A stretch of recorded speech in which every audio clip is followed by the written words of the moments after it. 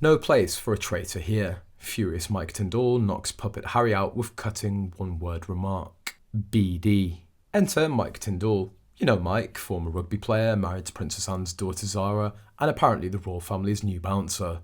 This guy's got more muscle than Buckingham Palace has rooms, and he's not afraid to flex it, metaphorically speaking, of course. So here's where it gets spicy. After the Jubilee concert, which, by the way, Harry and Meghan conveniently skipped, I guess he had a pressing avocado toast emergency or something, Mike allegedly dropped a bomb. And when I say bomb, I mean he described Harry with a word so cutting it could slice through royal protocol like a hot knife through butter. What is this earth-shattering word, you might ask? Brace yourselves. And let's not forget, this is coming from a guy who used to be tight with Harry. They were like the royal version of frat brothers, always laughing, joking, probably sharing a pint or two. But now it's colder between them than the Queen's jewellery vault. You've got to wonder what went down to turn Mike from Harry's buddy to his verbal body slammer. Did Harry forget to return a borrowed polo mallet? Did he leave Mike on read in the royal WhatsApp group? Or is it something deeper, something that cuts to the very heart of what it means to be royal?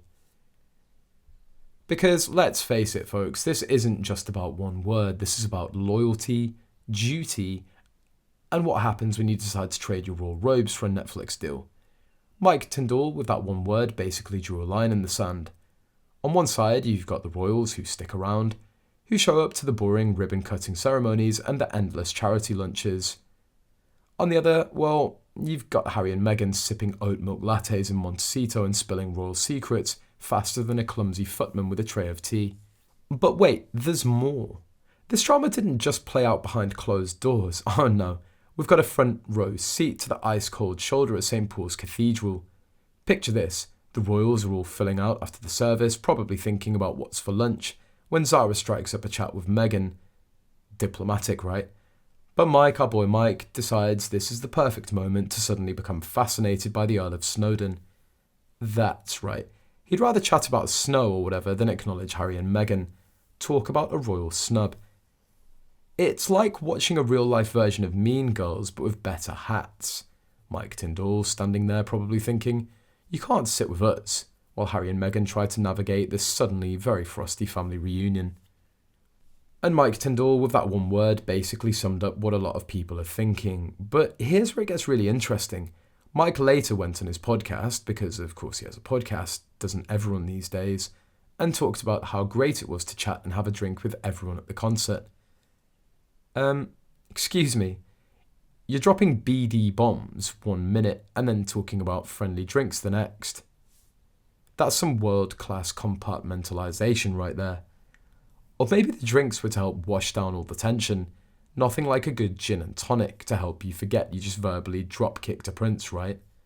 But you know what? In a weird way, you've got to respect Mike for it. In a family that's all about keeping up appearances, he's the one who's not afraid to call it like he sees it. Sure, he may have chosen a word that's not exactly fit for royal ears, but at least he's being honest. In a world of carefully crafted statements and PR-approved sound bites, Mike Tindall's just out here telling it like it is. It's refreshing in an oh no he didn't kind of way. And let's be real, it's probably what a lot of royals are thinking but are too polite or too aware of the consequences to say out loud. Mike's basically the royal family's ID, saying what everyone else is thinking but doesn't dare verbalise. One thing's for sure, this drama's far from over.